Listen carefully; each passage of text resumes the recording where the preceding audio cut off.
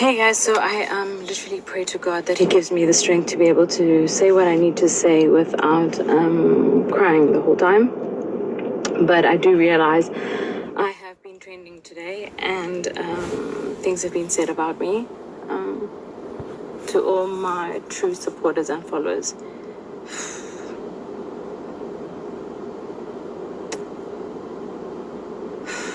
I honestly feel like you guys know the core and the essence of what I am, so I would be doing myself a disservice by not saying something.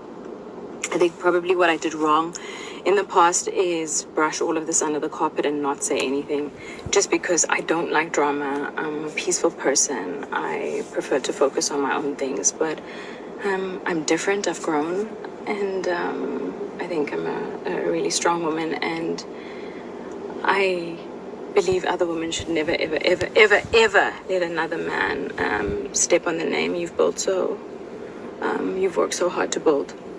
So I'd like to address things that were said about me by Mulema Marahanye, Jup Jup on Mac G's show, as well as Mac G. Okay, so hey guys, so I literally pray to God that He gives me the strength to be able to say what I need to say without crying the whole time. But I do realize I have been trending today, and things have been said about me to all my true supporters and followers.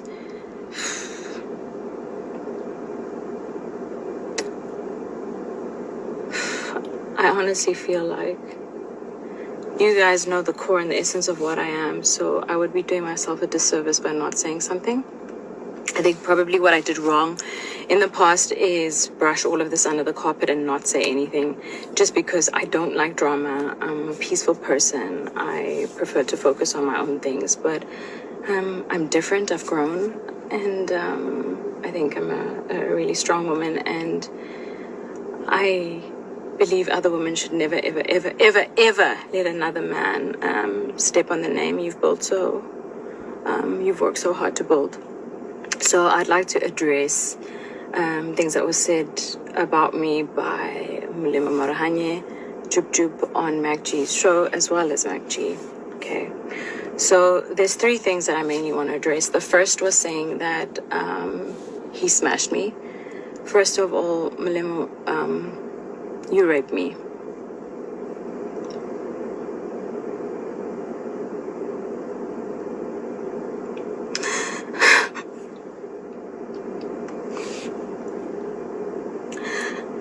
I was raped for 2 years solidly. So please don't make it sound like it was a relationship. I was absolutely afraid to leave.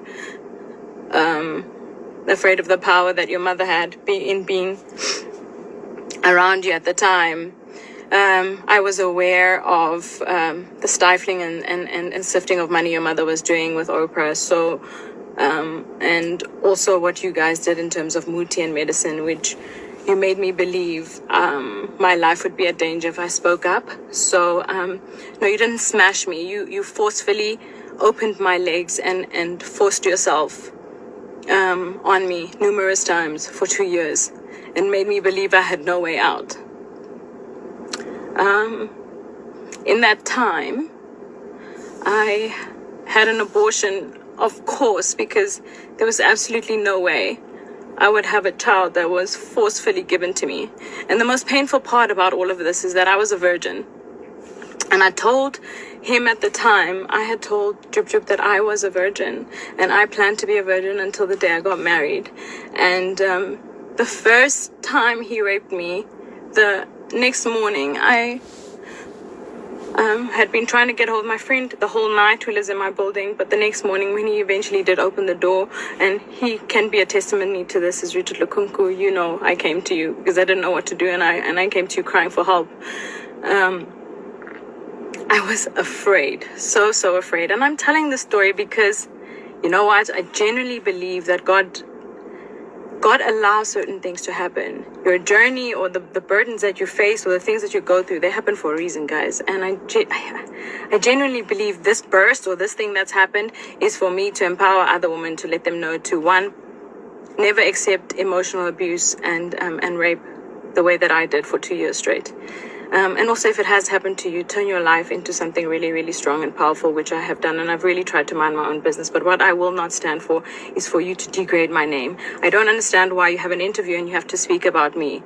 You are at such a low point in your life that you should actually be spending your time apologizing for the children that you killed because you were high. Instead, you are trying to bring my name that I've worked so hard to build the success that I have, okay? The woman that you knew back then, she doesn't exist, okay? I'm no longer afraid. You cannot bring me down, break me apart. Yes, you may have raped me for 2 years solidly. And I want people to know the criminal that you really are. I really wish, that you served a longer jail time, that you were still in prison. Just to describe, I've actually never spoken about this. I've never even I've told my husband in bits and pieces of this time in my life, because I think I actually blocked it out because it was so traumatic to me. But he would do things like wait for there to be people to rape me because it got boring just to rape me plain and at home. I remember the one time I had my siblings visiting from school, and he would do it while they were around in the same room so that I wouldn't scream, I want people to know the kind of person that I dealt with. God, this is so not on brand.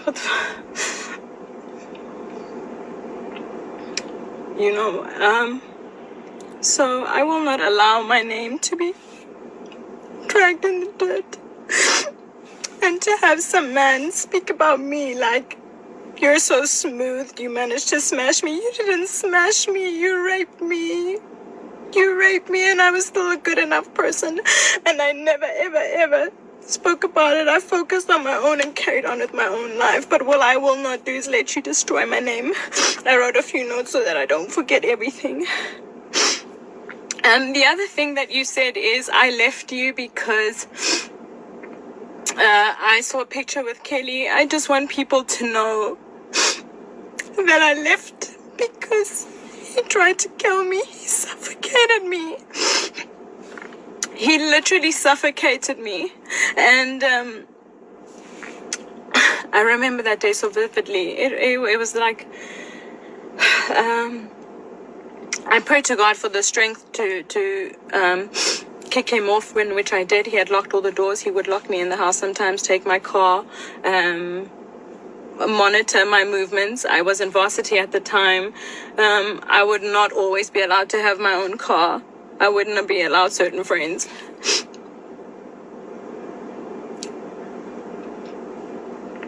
My friend Lusanda, who was the only friend who was allowed in my life at the time. Lou, you know what happened to me. You've seen it happen over all those years. So, it's not true. I didn't leave because I saw a picture. I left because he tried to kill me. And I was always afraid to leave because of the threats that were made. But at that moment where he tried to kill me, I knew that the very thing I was afraid of, which was dying, I knew was meant to happen that day. So I actually got away. And when I got away, I went to the police station to try and open a case of abuse and rape and attempted murder. And the police officer said to me to go home and think about my decision, because she is so sick and tired of women coming to report their boyfriends and husbands only having to take them back after all the abuse. So I just wish I had more information about how to get out and how to deal with rape and what it is that you should do when it happens to you. But in the beginning stages when it happened to me, I would reach out to my friends and they didn't do anything. One of my friends still today calls me and says he regrets not helping me. I mean, the first time it happened, he literally gave me a Christian book to read and we prayed. But that's what I did. So, trying to find my strength. Anyway, so that was the real reason I left. I left because my life was in danger. And I tried to open a court case. I tried to open a case against him, and our police system failed me. The lady sent me home because she says that women always go back to gender-based violence.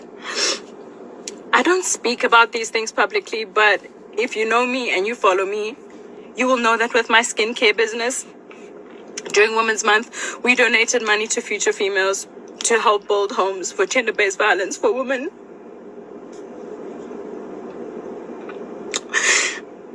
For women who have been victims to gender-based violence.